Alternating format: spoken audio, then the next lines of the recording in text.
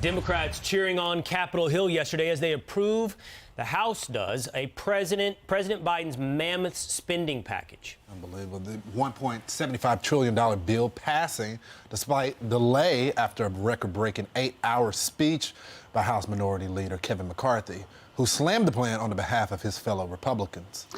Here to react is House Minority Whip Congressman Steve Scalise. Congressman, welcome to Fox and Friends. Tell me your reaction and what you think will happen when this gets over to the Senate. Hey, good morning, Rachel. And look, I think when you're seeing across the country, millions of people that are finding out more and more about what's in this bill don't like it. They already are angry about the inflation that's raising the cost of everything they buy. A grocery store, when you go to fill up your car, if you can even afford to fill it up now, they don't want more Washington spending. And what they saw pass yesterday was trillions more Washington spending. According to the University of Pennsylvania's Wharton report, when you take out the budget gimmicks, it could be up to $4 trillion of spending and trillions of dollars in new taxes. Even Bernie Sanders pointed out the biggest tax beneficiaries are the millionaires. The people that are going to be paying the most are going to be lower income people. Look at the natural gas tax. We're getting ready to face a cold winter.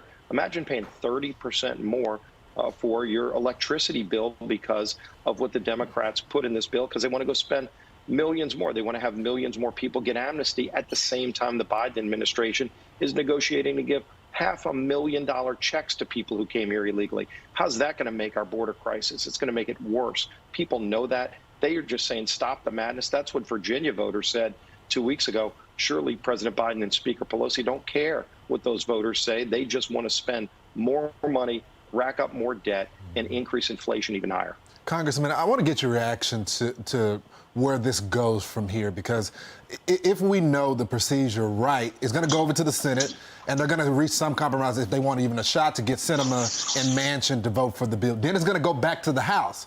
The question is, are the Republicans going to hold the line? Because they didn't do that with the infrastructure bill. What do you know from your caucus? Will they stand for what they promised the voters they would stand for? Yes, in fact, not a single Republican voted for that bill yesterday. We had one Democrat vote with us. I wish there were more. But when it goes to the Senate, they have a razor-thin margin.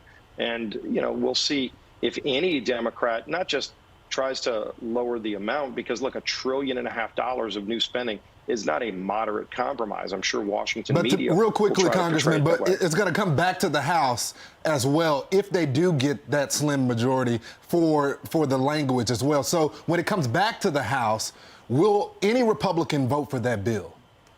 No, not a single one did yesterday. Not a single one will when they bring it back, and it will come back at some point. But nothing in that bill would be good for the inflation that we're seeing. It's only going to make it worse. It's going to ultimately be something that saddles our kids and grandkids with more debt, too, because somebody's got to pay for this stuff. There's no such thing as a free lunch. It's not free? Free charging cars. Nothing's free, right? People know that, by the way.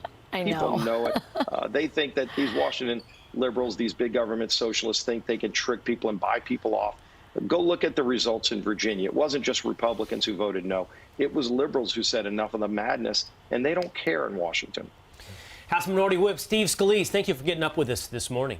Thanks, Congressman. Thank you, Congressman. Happy Thanksgiving.